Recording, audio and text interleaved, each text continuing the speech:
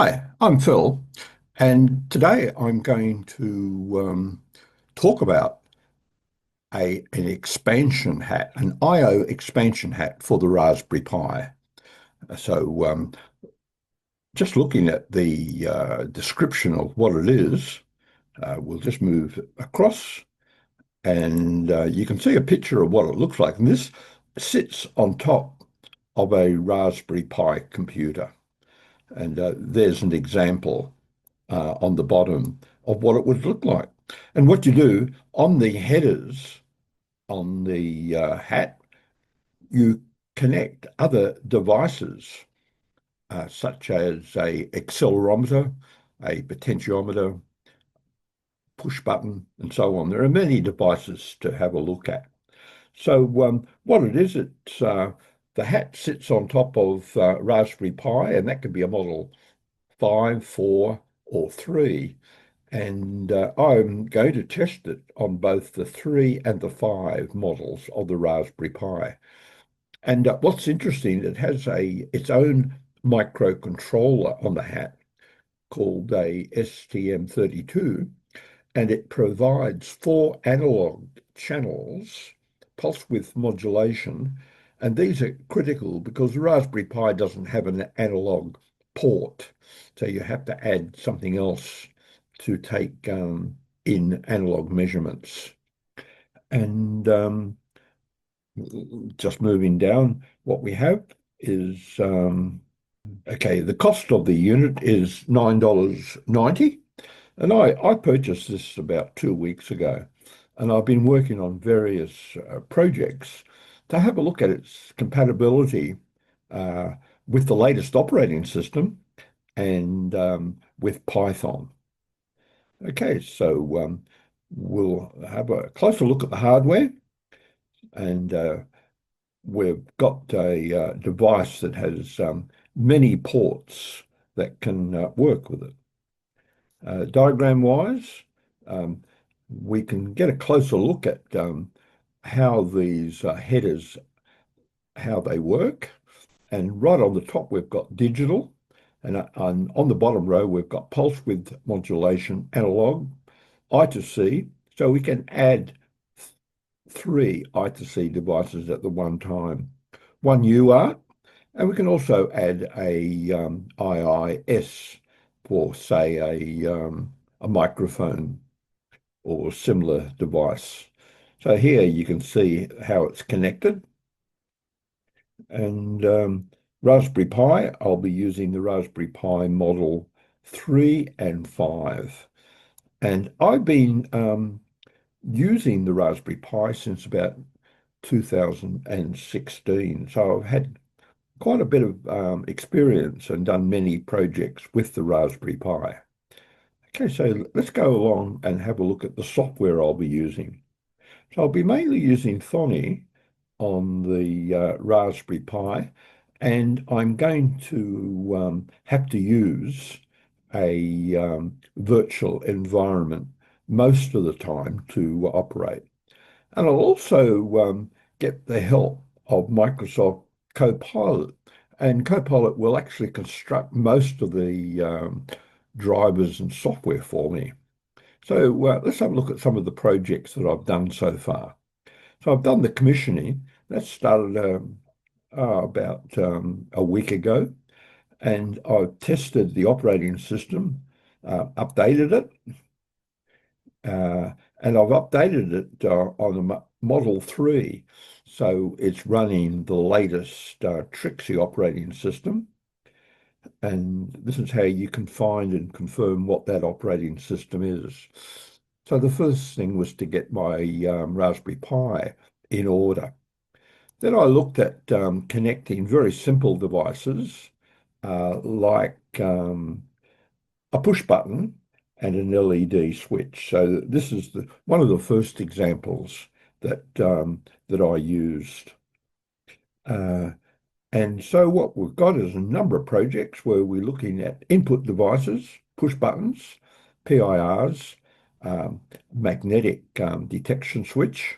So these are the simple input, and the simple output devices are LEDs, neopixels, a vibration actuator, and then we move on to analog. And the analog devices I've tested include the potentiometer, UV, ultrasonic sensor, analog keyboard, flame detector, joystick, soil moisture, and gas.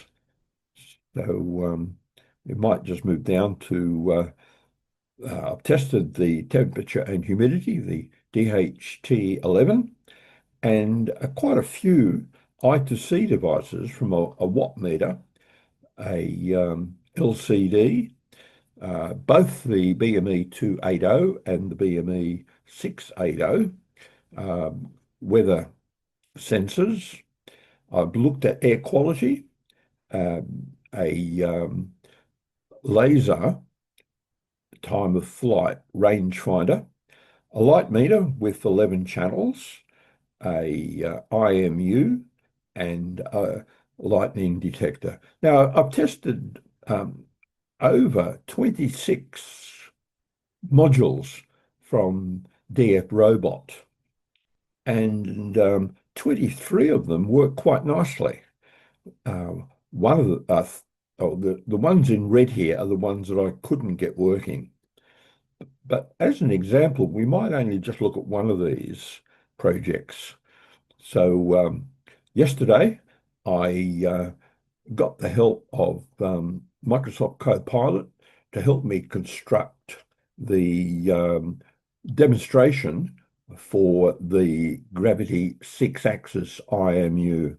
And I'm going to measure acceleration in 3-axis, and there's a gyroscope that also works in 3-axis.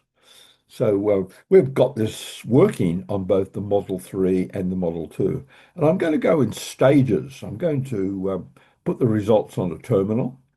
Then I'll broadcast the results to an MQTT server, which we're hosting. And finally, I'll get the results onto Home Assistant. So for this project, I'm going to use the Raspberry Pi Model 5 with an operating system, Bookworm. So it's not the latest one, but it's the one that I configured about 6 months ago for the Raspberry Pi Model 5. And I'm going to add as a demonstration the gravity I2C BMI 160 6-axis inertial motion sensor. And that costs $9.90. And it's pretty well supported on the wiki. And they suggest applications of a step counter, acceleration, inclination, as some of the applications that you can work on. And it's got some interesting specifications that are shown here. And I've connected it to the hat. So you can see the diagram, how it connects to the expansion hat on the Raspberry Pi. So software-wise, I actually went through quite a number of iterations and stages to get this working.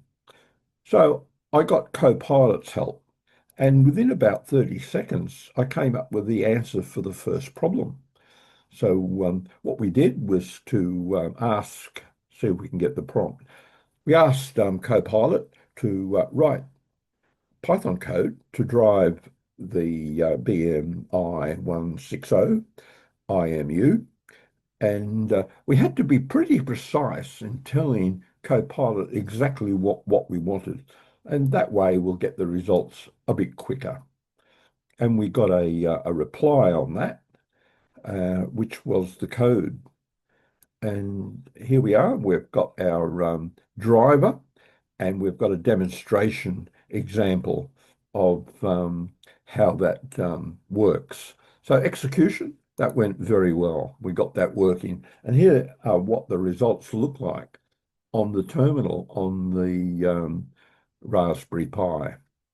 Okay, it's interesting that there is an alternative demonstration by DFRobot on their GitHub, but I got errors with that, and I would still have to work out what's going on there. So I went back to, let's have a look. I went back and to see if I could extend the project a bit further. And I did this with MQTT, got that going. And also I got it going with Home Assistant. So we got the BMI onto a Home Assistant window, and it was able to do all the graphing and logging for me. So we've got the gyroscope results here. Okay, so we might go across and have a look at that live at the moment. So if we go across to our program on Thonny, here it is. So I've covered up my password and user identity. Since 2019, I've been using the Grove HAT for my projects, and it worked quite nicely. With a Grove cable, you connected the Grove HAT to devices like a BME 280, potentiometers or push buttons, and that worked quite nicely until the HAT was no longer compatible with the more recent versions of the operating system. And the main reason for that is that the HAT contains a little microprocessor that uses the wrong I2C address. And in the last couple of generations, it no longer works. Generations of the operating system, this combination no longer works.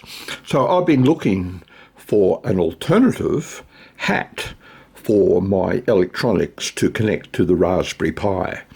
So what I'm testing at the moment works much better than the Grove, and it's kept up to date with the operating systems. So I'm going to use a HAT, and here it is. It's the DFRobot IO Expansion HAT for the Raspberry Pi. And all you do is you put the HAT, let it fit on top of the Raspberry Pi, and you've got connections, headers that connect the various ports. So on this arrangement, we've got a Raspberry Pi Model 5, and on top we've got the the DFRobot IO Expansion HAT, and it's connected on the I2C port on top with a device which is measuring the 3 degrees of acceleration and 3 degrees of a gyroscope. So we also have a potentiometer ready to be connected, and the Raspberry Pi has a camera. So we could use devices to trigger the camera, and some of the other devices, here's a range of them that I've been testing. So we've got them here. They range from simple gas monitors to humidity and temperature sensors.